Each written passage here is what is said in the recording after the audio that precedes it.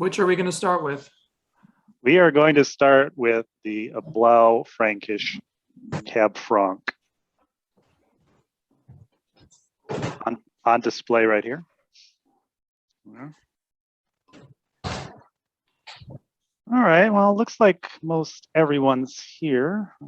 Anybody else join as they come in? Oh, we already got some chat, especially Big Reds. And, yeah, so welcome everybody.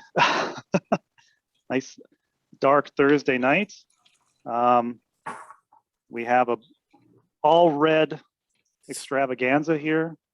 Actually, our tasting rooms everything in our tasting room is mostly reds right now, which is exciting to have all these big Atwater reds out there. And it's exciting to have these three already. And you know, the big blend's one that's been around for a little bit.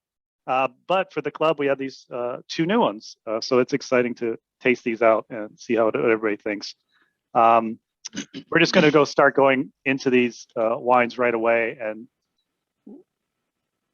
once we go through them, if there's any of you guys have other wines, Atwater wines you want to talk about, please, we can talk about those too. We always sort of put these out for the three, club, the winemaker's choices, but you can talk about any of the wines as we go along. So I know some people are like, well, I didn't get those wines, so I guess I don't need to come to that. I'm like, oh no, please. We're going to talk about all of them. Anyone's questions are welcome. So we're just going to hope everyone's got food. I have my chocolates and cheese in the tasting room, which is nice. I haven't had any chocolates in a while. So welcome, and just a quick toast to everyone. Thank you for coming. Thank you for being club members and being here. And thank you for sharing this wine with us. And cheers. So we're going to start off with I'm going to move over to just a quick slideshow as we go through these things, just to keep us sort of focused in a way. But we're going to start with the Blau Cab Franc, which is a new wine to us. Well, the grapes aren't, but the blend is, which is fun. So I'm just going to bring up our little slideshow for the fun of things.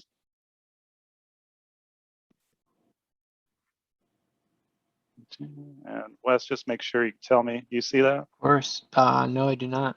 All right. I guess I got to go on here. I forget how to do this. All right. There we are. You see that? There we go. Okay. From the beginning. Welcome. And we're going to I just like to have the quick thing so you can remember all the different varietals. Cab Franc, just some facts about it, flavor profiles. As we talked about before, this is one of our largest plantings of reds is Cab Franc. It grows really well. We make several things out of it, including rosé, which we have an interesting, we'll talk about that later. Our rosés coming up. We've been just starting to taste those and blend those. And that's mostly what we're doing right now, is doing a lot of blending and tasting. Difficult parts of our job. And then Blaufränkisch always grows great in the Finger Lakes. We've had it since 2006. And we got a couple vineyard blocks of it. Actually, they're on two. One's on our north and one's on our south side of our farm. And they're quite different when they ripen too, which is interesting because it's the same grape. They're just in two different parts of the farm. And so we end up making decisions what's going to go into rosé versus what's going to go into the barrel aged Blau. It's usually one block and goes to one block goes the other. It seems to be the one on the South Farm usually goes to rosé for some reason. It just but it's switched. So it's just interesting with that with Blaufränkisch that it is once again they're planted basically at the same time periods, but they're so different when they ripen, just because of the two different parts of the farm. And Blaufränkisch Cab Franc. So here's our blend. So just to let everyone know, this is the first time we've actually blended these two together. And this, there's other wineries that do it. They blend really well together. Well, Frankish is notorious. It's sort of like Pinot Noir. It doesn't, when you blend small amounts of anything into Blaufränkisch, it sort of changes it too much. And like Pinot Noir, even a small blend can change it drastically where you won't recognize it. But in this blend, the two, when it comes like sort of like around 50-50, they really highlight each other. And so in 19, we had small amounts of both wines. It was the year was actually not a bad year. We had a pretty good vintage. It was a cool summer. Things took a little while to ripen, but it was pretty clear through harvest. So we're allowed to, we let them ripen a little bit longer, and we had some really good quality fruit. However, we didn't have a lot of both of these grapes. We have, or not both of them. We didn't have a lot of Blaufränkisch. We had plenty of Cab Franc, and so the idea was, well, do we just make a small Blaufränkisch? We only had a very small amount, because really this whole this blend was only like 100 cases, if I remember correctly, 132 cases, so relatively small lot of wine, and we just didn't have a lot of Blaufränkisch. So we were looking like, well, we've been wanting to do this blend for a while, so we let, oh, okay, let's do some trials. And once again, why not? We love doing trials, and it's a part of our job, and so we did it. And so when we did the trials, we really actually really liked them. I remember, I know, Wes, I don't know if you remember, we were sitting outside because we were sitting on a little deck on the house up there where our offices are, and we were like, oh, beautiful day, and we had to do this terrible wine tasting on the deck overlooking the lake. Of course. And so we went through these, and we were really pleasantly surprised. We did the blends and the tasting. We said, oh, we really like this. And so it was really when we do these blends, it's not always, you do a blend, you're like, oh, it's either not working, or maybe we try it later.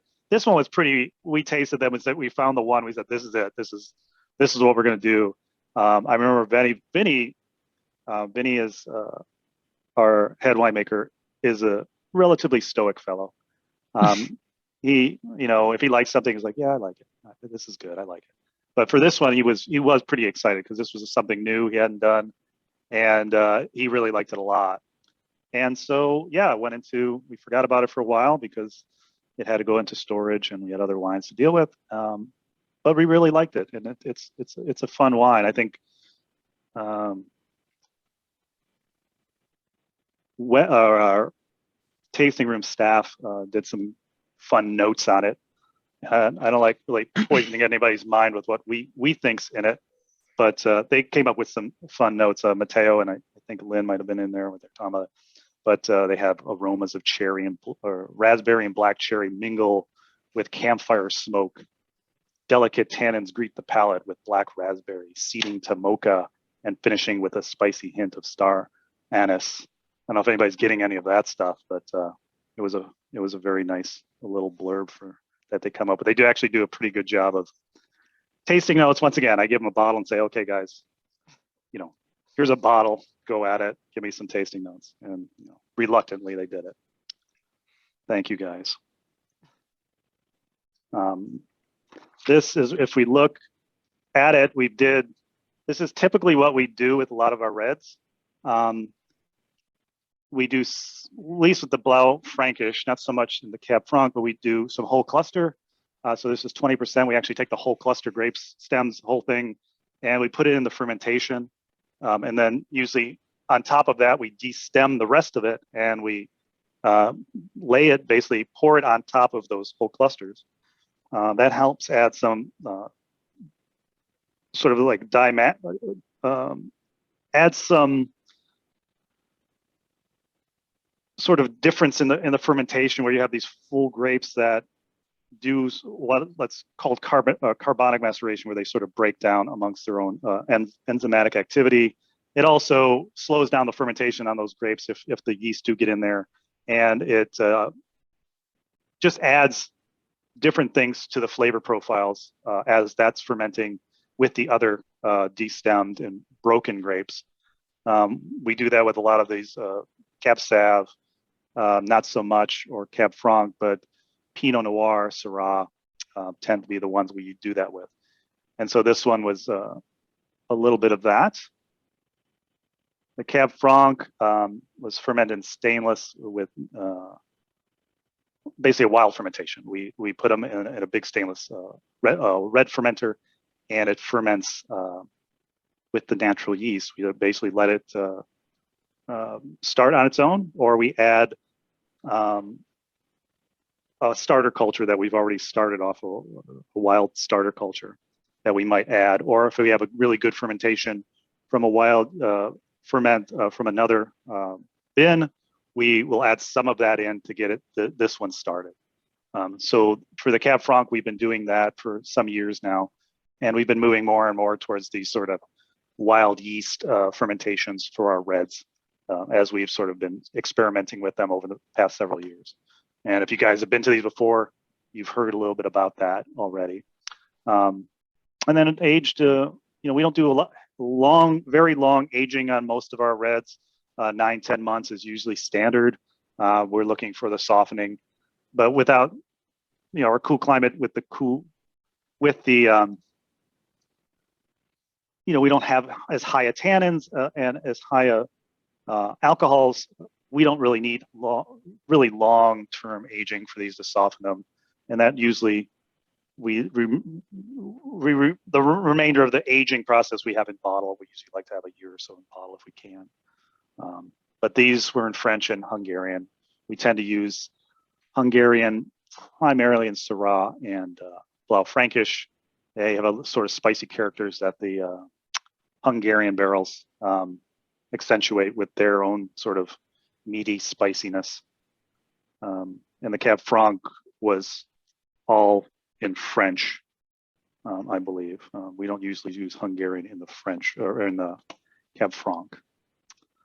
So there's a little thing about our new blend here. Anybody have any questions about this one, or want to have any comments about this new blend of ours? Wes, did you have any comments about this wine particularly?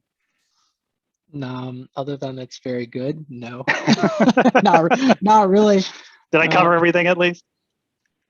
Yeah, I mean, when you were talking about aging, something popped in my head. It's evading me currently. You were talking about how we normally age for about 9 months, and we will soon see that the other two, or maybe the big blend is not the case. I don't have the pamphlet in front of me, but for some of the 18s, we aged them for almost twice that amount, if I remember. Yeah, we'll get to the Cab Sauv. We'll get to that. Yeah, the Cab Sauv. The Cab Sauv will be got a little different treatment than some of the others. Yeah, that's right. We than normal. Cab Sauv. Yeah, we'll talk a little bit about Cab Sauv on its own and what we sort of been doing a little bit differently slightly differently with Cab Sauv over the past couple of years. All right. Anybody have any other questions about those guys? And I need to quickly. All right, we're going to move on to the next one.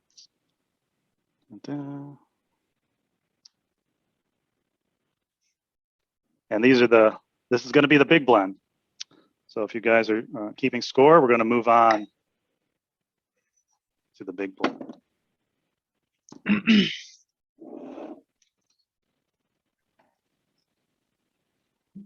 And this one's been around for a little while. We actually made a good amount of this one in 18. We made about 400 and some cases. And just a quick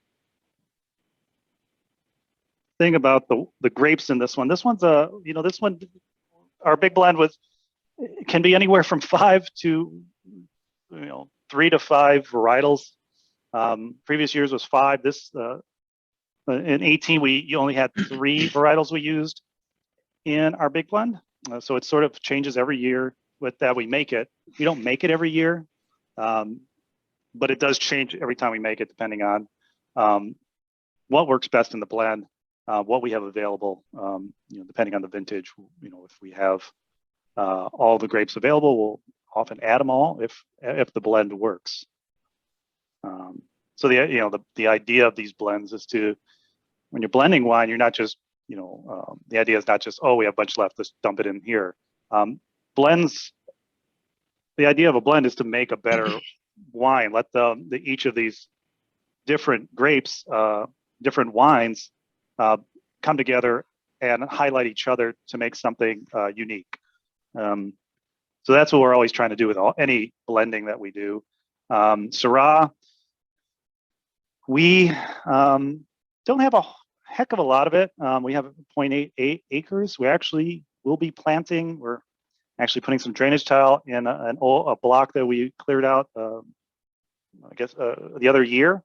And we're going to be planting a whole new acre, actually over an acre of Syrah this year. So Chris and the vineyard guys are getting all that prepped. We got, actually, I think the backhoe is down there right now, and we're going to start putting in drainage tile to help just keep water moving through the soil so we don't get any buildup. We have these nice sloped hills, so we have pretty good drainage, but it's always good when you're putting in a new block, if you can, is to get some drainage tile in there to keep the water moving, and so you don't have any standing water areas. Grapes do not, they don't like wet feet, so they don't want to be standing in water. So best to move water out if you can. So we're going to get, if we're going to be planting this block that's going to be there for a long time, it's going to be there for a decade or more, decades. We want to make sure everything's ready for it. We give it a couple years to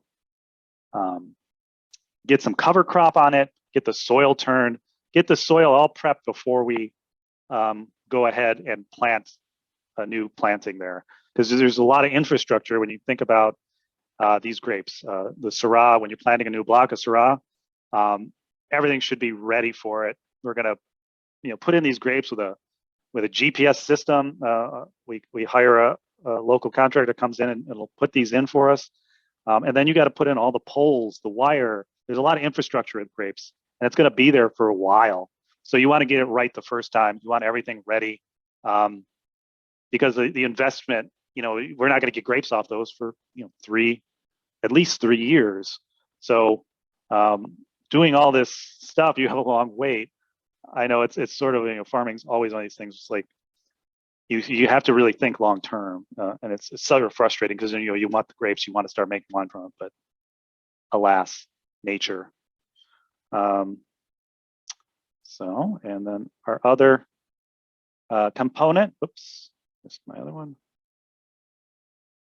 Our other component is Merlot, and we have a small, a couple little blocks of Merlot on our South Farm. Relatively new in the scheme of things here, 2011. Merlot, it's one of those ones that's usually in a blend. We don't often make it as a varietal. And I guess, I'm not sure why that always is. We tend when we have a small amount of it, and we tend to like what it does in the blends. So I think, once again, the idea of making the best wine we can, it works really well in our Cab Sav Merlot. So we use it a lot with that. We have a good amount of Cab Sav, so we like to have a varietal Cab Sav we can, and do a blend. And Cab Merlot is one of them that we use for that. So it tends to go to these blends. I think 2015 was the last time we really made a varietal Merlot. So it may come back. We may have another one. We'll see how this year vintage goes.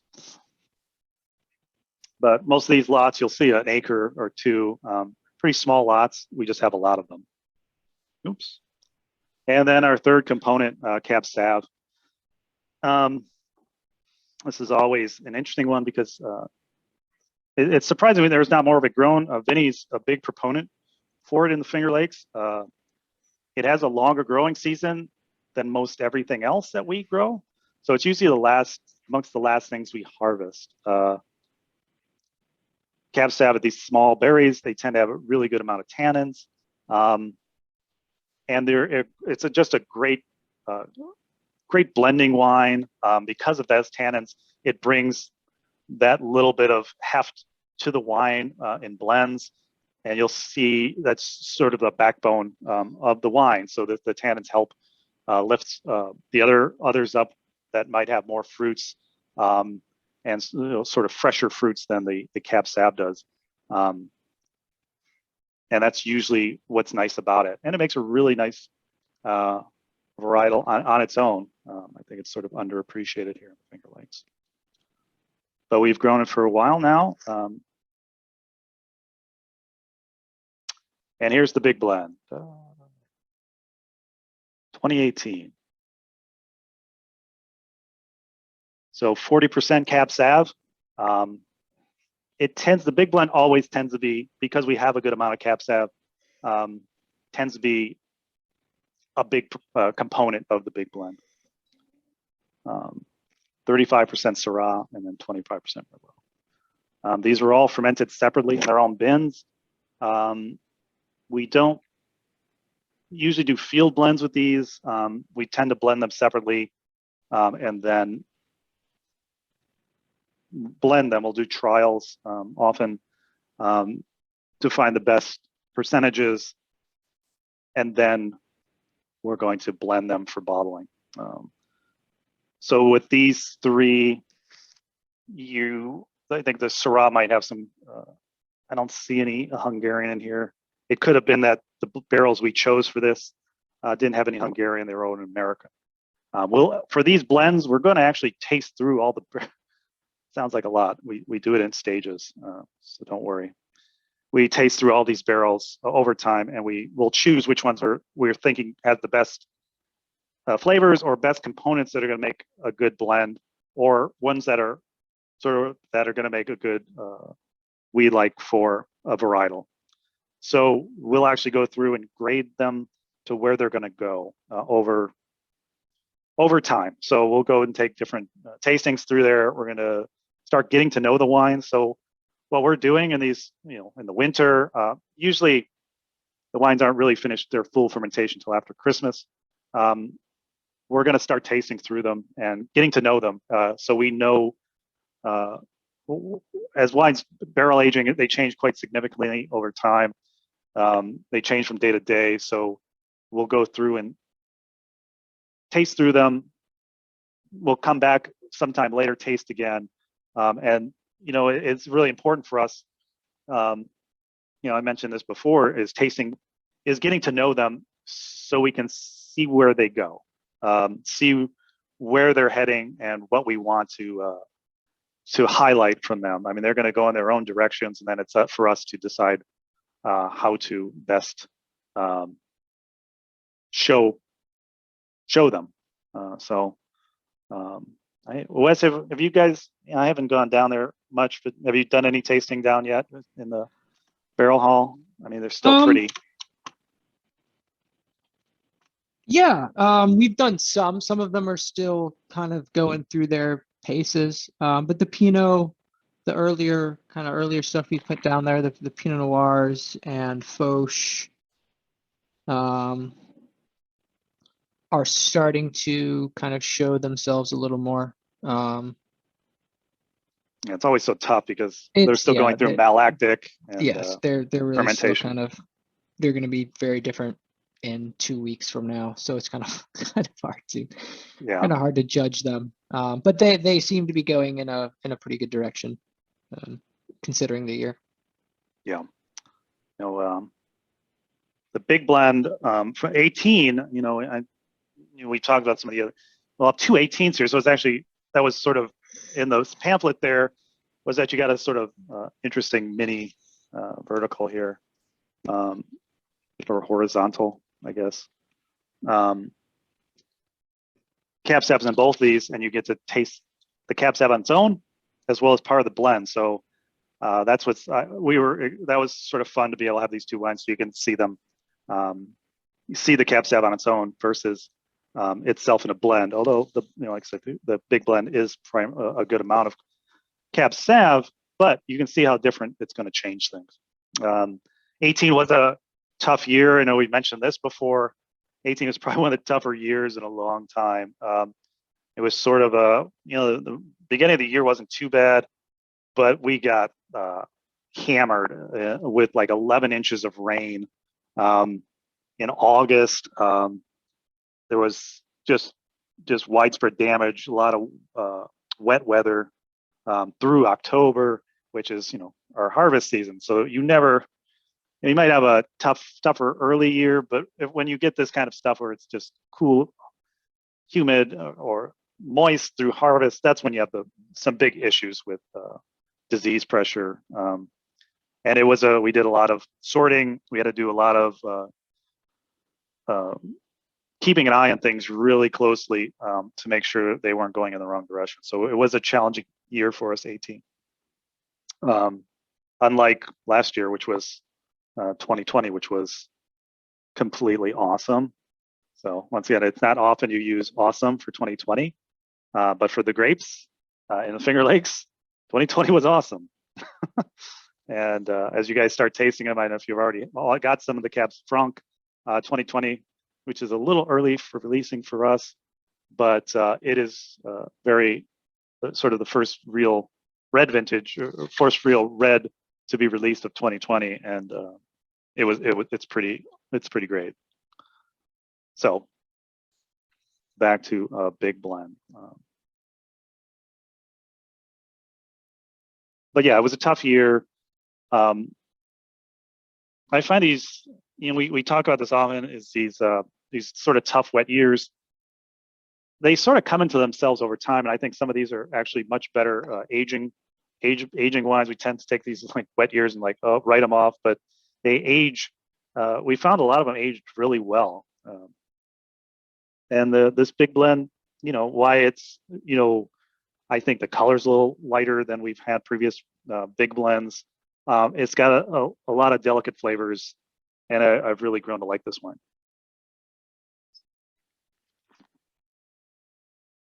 It's just a little different expression. That's sort of the thing of the Finger Lakes, is the vintages can be so different, and sort of that's the sort of fun that you're tasting. It really definitely highlights the year. Where you have a really, like 2020, which was this dry, really concentrated year, and then sort of a cool wet year like 18, and tasting the difference. And you're always going to have something different that comes out of those. Any questions on the big blend? I think it sounds like you guys looks like Wes, you're probably going through our chat here. Oh, yes, I answered. There was a question about Hungarian oak. For Alex, trying to use it for. Yeah, Hungarian oak. We have all these different, not all these, but we have several different oaks we use, and Hungarian's the most aggressive in the way it has a really meaty, almost sausage, dried meat. It's very unique when you smell a new barrel. We tend not to have new barrels because they do influence a lot. But we use it in those, once again, like I said before, we'll use it in the wines that work well with it. So like I said, the spicier wines like the Syrah and the Blau, that's sort of meaty, smoky thing that the Hungarian really blends well with that. It's not something we'd use for, say, Pinot, which is a more delicate grape and wine. But for those specific wines, we'll use it. Pinot's always going to be Pinot because it's a more delicate, pretty wine. We're going to use French barrels. French is it is the most, it is very, on its own, French barrels are more delicate, more nuanced than the sort of Hungarian that's really sort of brutish, and you definitely know it's there. The French we primarily all Pinot is in French. The Cab Franc will blend sometimes with American oak, which is sort of in the middle. It has definitely its own. It's a little bit more sort of aggressive in its flavor profile than the French. Tends to have like a lot of. I always think of with American is like coconut and what's the other good one for that? No, it'll come to me.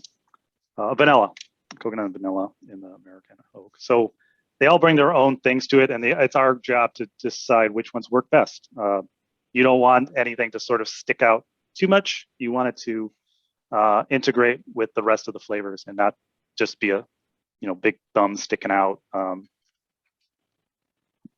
these wines. So those fermentations were relatively standard fermentations for us. Like I said, we use different barrels in there.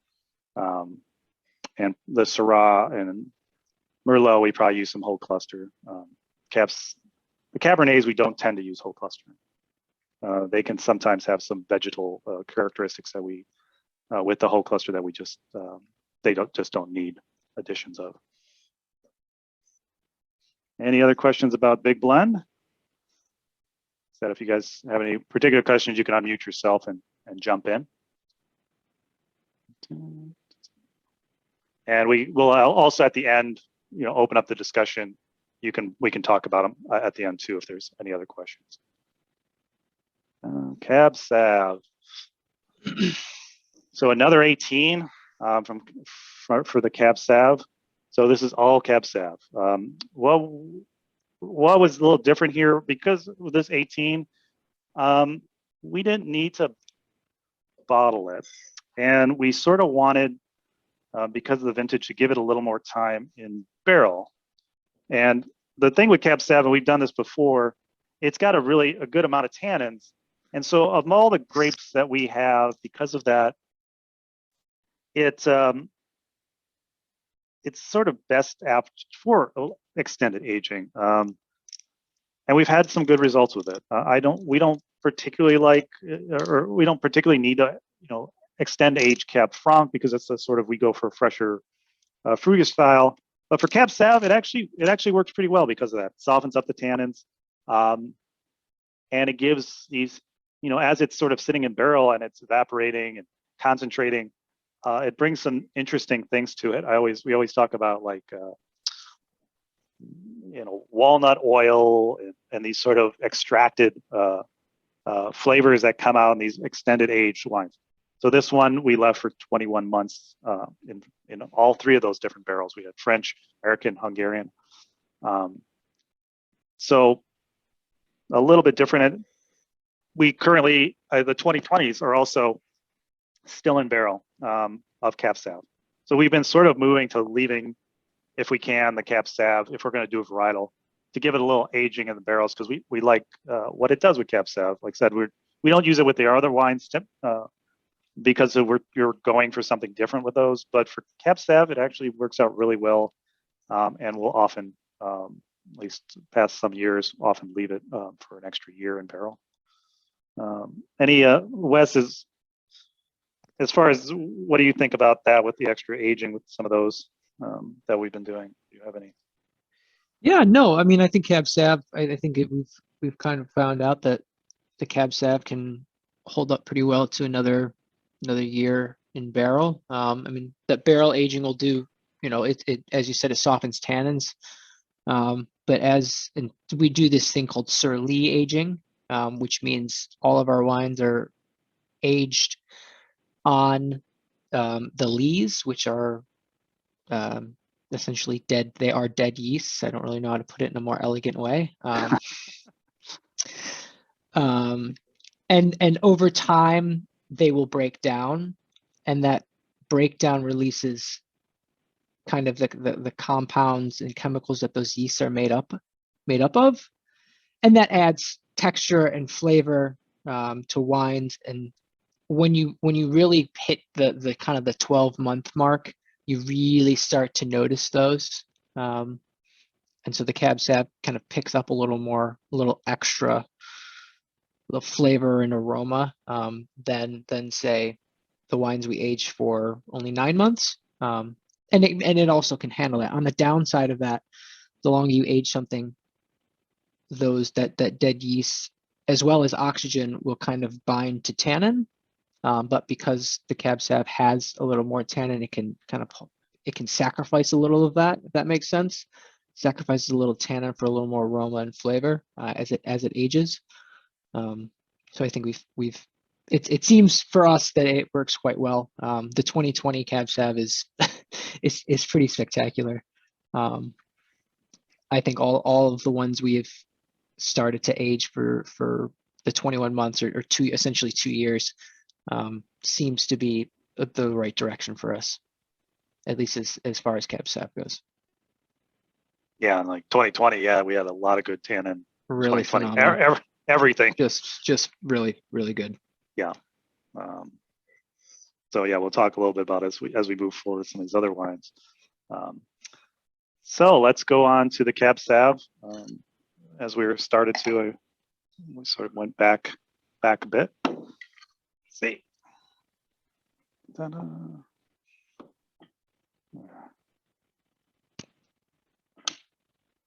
And I think Matteo had some good notes on this one too. Thanks, Matteo, wherever you are. Fresh berry aromas mingle with the scent of vintage leather. I like the idea of vintage leather. We were trying to think of vintage leather as like grandpa's old bomber jacket or something. I like the idea of vintage leather. Strawberry, raspberry, earthier notes, rich tannins, linger long after the fruit has faded. So yeah, the tannins there definitely. And I know if you guys are tasting between the two, how different, if you can, pick up the differences in the two wines as a varietal and then as a blend. But the nose is already sort of, has this nice rich, that extra aging gives that sort of nice, I think it gives that sort of richer, like I said, like walnut oils and things. For 18, it's drinking very well. Yeah, and I think once again, I think that extra barrel aging helped out really for this one. Tannins are very soft and well integrated. Yeah, it's really fun to taste it because with a lot of these things we taste through, and this is with our orange wines too. There's like you taste them, and then they sort of they almost click in. There's almost like you taste them, and then the next time you're like, oh, well, this has changed. Like this is. There is sometimes where you get to a point where all of a sudden it's so different, or at least it's gotten to a point where it's all of a sudden changed to something that unique from those previous tastings that you did. So I remember tasting this one in the barrels and going, all of a sudden it was like awesome. Like, this is where we want it to be. It wasn't something like, oh, let's see how it goes another year. It was, you're sort of judging it, knowing that you're going to age it in bottles a little bit, but it was at that point where it was like it got everything we wanted. We didn't want to go any further where it was going to oxidize anymore or concentrate anymore. It was sort of where we wanted it to be. Like I said, so with those orange wines, those whites that we do in the red style, they tend to hit that too. You all of a sudden 2 years comes, and they've sort of come into themselves. And I think with this one, especially these extended ages, this one sort of did that, and we were ready to bottle it at the 21 month mark. But yeah, 18. Like I said, I think as tough as it was, we did get some pretty good surprises out of 18. Our long gone, sad, but the Pinot Gris from 18 was really delicious. I still think about that one. We're talking all these reds, but 18 had some really good wines from it. The Pinot Gris was actually really delicious. I missed that one. I might have a few kicking around in the basement for such a day. Might have to pull it out. Yeah.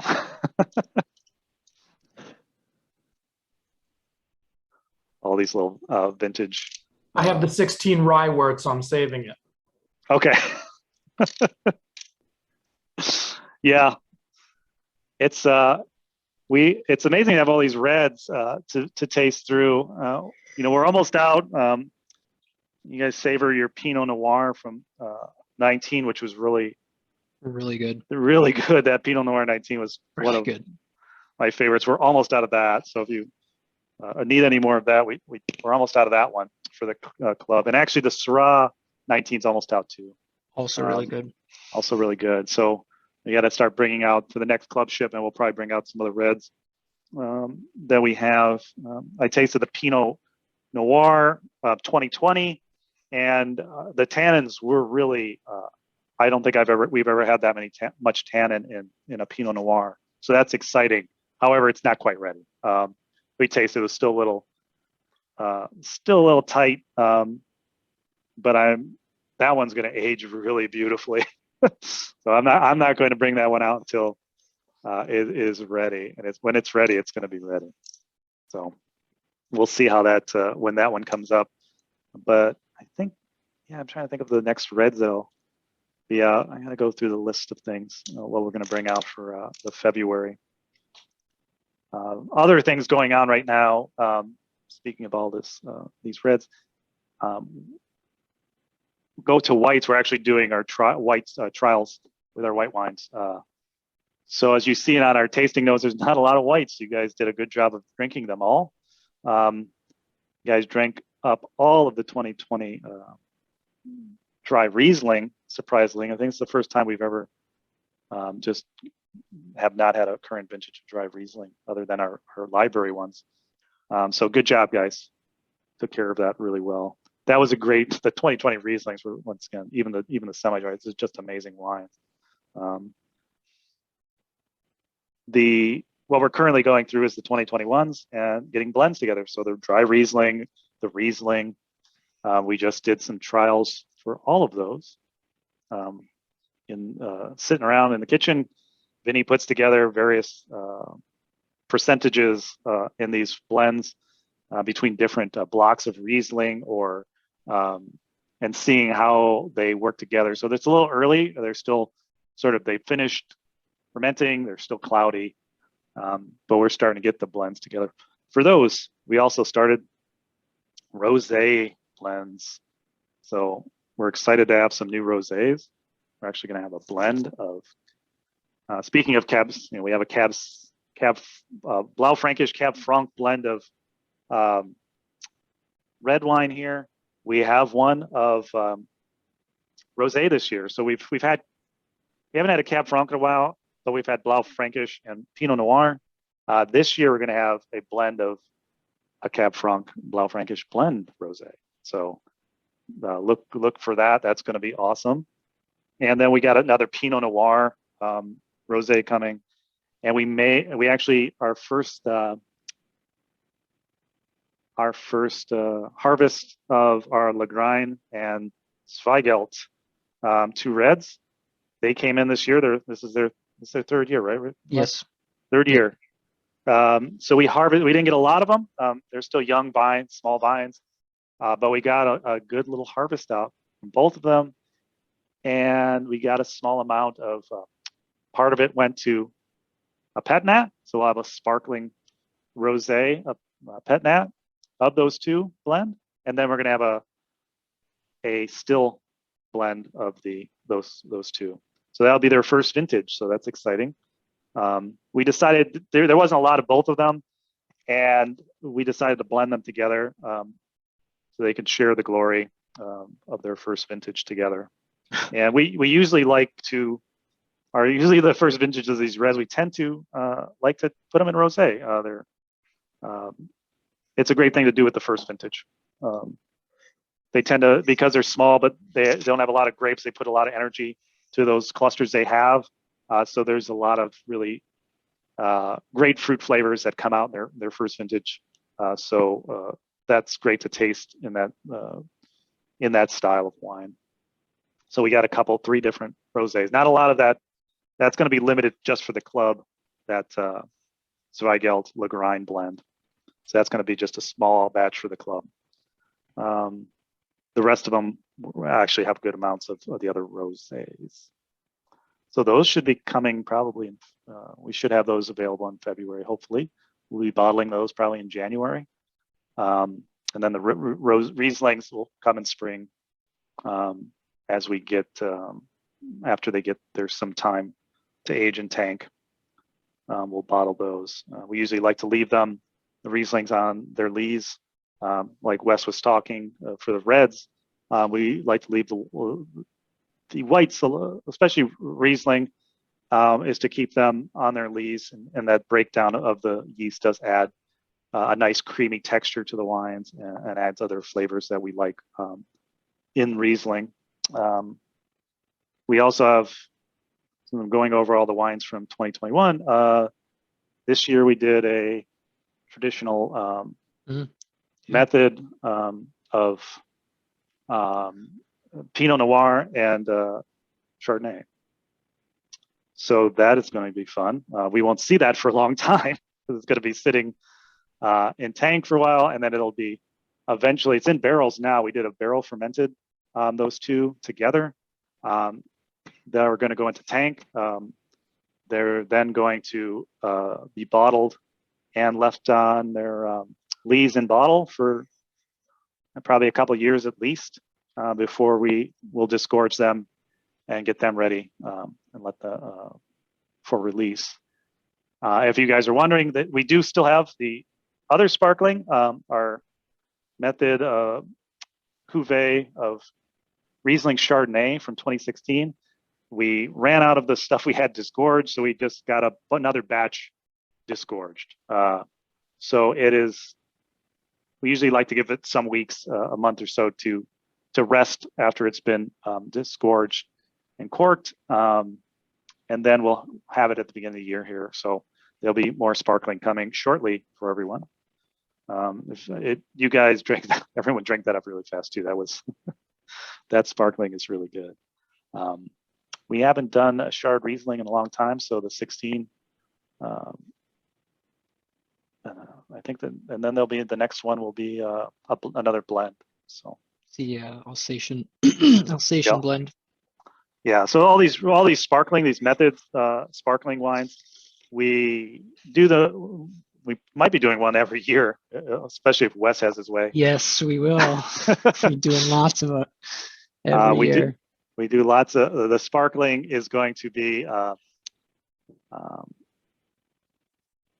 we're doing them every other year and then leaving them in tirage or leaving them to rest on the leaves for at least a couple of years, more if we can. So if we do more of one every year, we'll actually have a little more stage in to rest and age. So that'll give us some longer aged sparklings, which is always good. So 16, that's a good amount on lees, so that we're excited to have a nice long-term aged sparkling. And the rest of these guys are gonna be the same thing. What's great about the sparkling is having these age long time, you sort of forget about them, and then when they come back, you remember, all the great things about them, and then they're so different. So I'm looking forward to the next one a lot, actually. So that's everything else. Everything else is in barrels, as we talked about, the reds from 2021, and we're going to see how everything sort of plays out at the beginning of the year, once everybody's sort of calmed down for a little bit. Like I said, we're working on the whites, the rosés, and hopefully those will be coming out shortly. We have some interesting Pinot Gris this year. It's definitely got an interesting profile to the Pinot Gris itself, and we did some more orange wines. Gewürz is coming back, so that'll be great. Yeah, see some happiness there. It's going to be the blend we've been doing, which is the skin fermented and barrel fermented, all barrel fermented. And we'll have that. So that's going to be great. That's in barrels now. And it's going to stay in barrels for a little bit, but hopefully by the end of the year, we'll have some Gewürz again. The other orange wines we put, these won't be out for a while either, but we have some more Pinot Gris orange wine, and there's some Chardonnay and some Gewürz, but the Pinot Gris we've been making more of. And actually, I think the first Pinot Gris will be coming out shortly. We'll have a small lot of, not a lot, I don't think it's 20, 30, 40 cases of Pinot Gris orange wine, which is, if you guys haven't had it before, it's also called Ramato, Italian. It looks, unlike the other orange wines, this one, Pinot Gris has pink skin, so it looks like fluorescent. It's like fluorescent pink. It's not really orange. It's like fluorescent pink.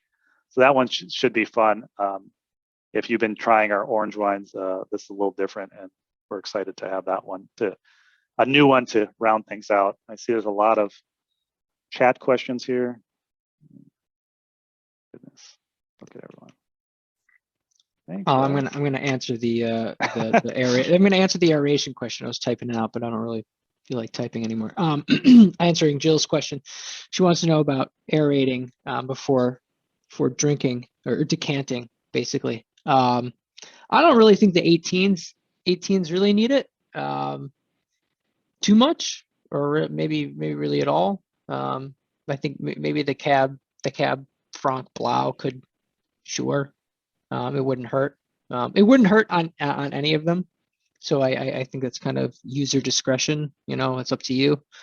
When you get the 2020s, yeah, you'll probably need to. I would suggest decanting those, but that's a little ways down the timeline from now.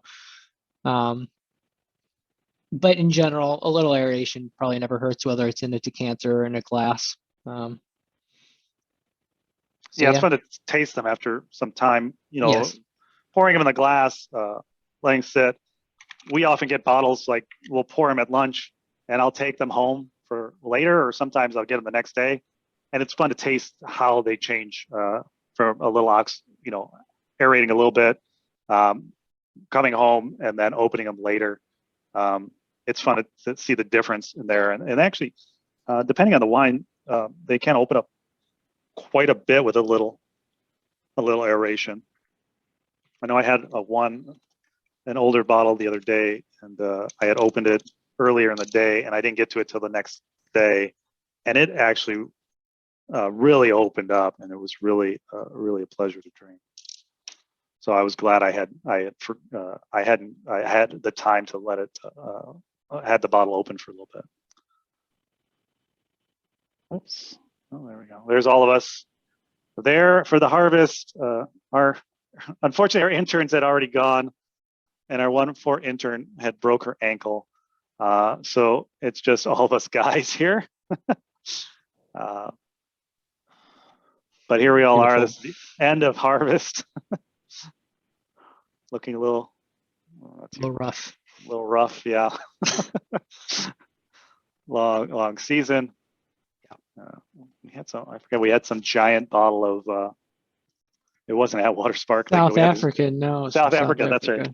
Yeah. With this giant 2-liter Magnum bottle of a friend had given us, and so we opened that thing up. Wes had sabered it with a fork. Yeah. So if you don't know what that, he basically used the fork to pop off the whole end of the bottle. So just this jagged bottle end. And the only problem doing that is you can't really cap it. Can't cork it. You have to drink it all. You got to drink it. You got to drink it all. It's a hard trade-off. Yeah. All right. Stop that share there. And there we go. All right, we got some folks still hung around. Do this. What time is it? 7. Okay, so it's been an hour. Not too bad. We got through everything in a decent amount of time. So anybody else have any want to come off and talk about anything?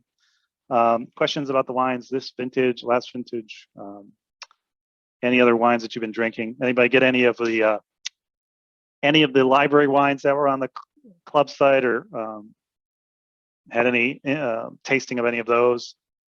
I think we had the 16 Navone dry Riesling I had up there for you guys. You're coming in, and I think we had a Reverts. If you came into the tasting room, we had a couple Reverts in there, like a 14, and there was actually a 10, a 9 and a 10 Reverts, and those showed really well.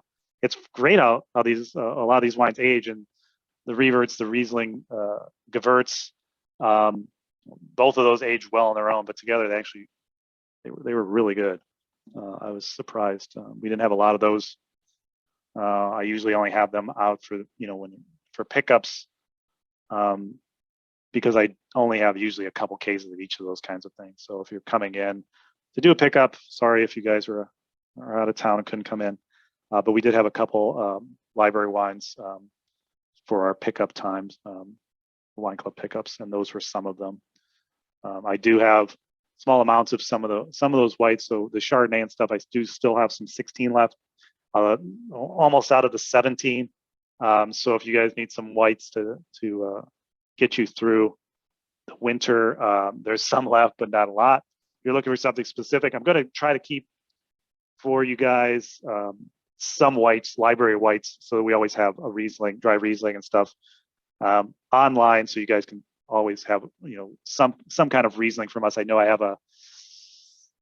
do have a 15 Chardonnay that when those Chardonnays go out, I have a vintage. I think I got like 12, 14 cases of that. So yeah, they're not out on the floor for no regular tasting, but for club that needs some white wines, we still have them. So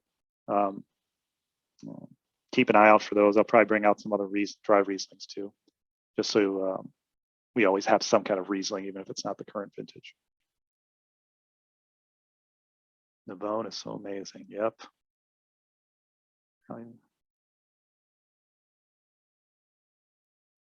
Yeah, we need a saber. No, we don't. The fork is great. The fork is great. I was gonna use a glass, but we don't have a cheap neat I just want to carry a You saber. can do a glass or saber. that. We can all wear sabers. Never know when you're gonna need Prefer saber. a rapier instead, but a rapier. Sure. I will take a saber if that's all we have. Well, thank you guys. If nobody else has any questions, I'll let you guys drink the rest of these wines. Because now you've probably got 3 bottles opened. So thank you all for coming, and I hope you enjoyed all the wines. Goodbye. We'll see you all soon. Please come to the tasting room. It's nice and quiet down there right now. Nothing else with the winter on, so come visit us. You'll get a lot of one-on-one time with all of us probably. And cheers. Cheers. Good night. Good night. Okay. Let's see here. All right. Well, that's easy enough. Easy enough. All right. I'm tired now. Jesus. Me too. I'm going to bed. All right. I know. Well, all right. Maybe not yet, but pretty soon. I guess I'll put these wines in the fridge for tomorrow. I guess. Try to taste them. See what they taste like. Next extra day. Aerate. They'll be aerated. I don't think we have an orange wine for tomorrow. It's gonna be pretty sad. There's no orange wines left? No, there's there's just a Benmarl that we've had, the 2011 Chard, and then there's the whatever, the one we like that you bought. Oh yeah, that's it. There's no more of those freaking Forlorn Hope ones. I'll check, but I think we put all the orange wine Forlorn Hope ones in with the orange wine. I actually wanted to get that Pinot Gris, and I don't think they ever sent me the one case I wanted of the Pinot Gris orange. That's next.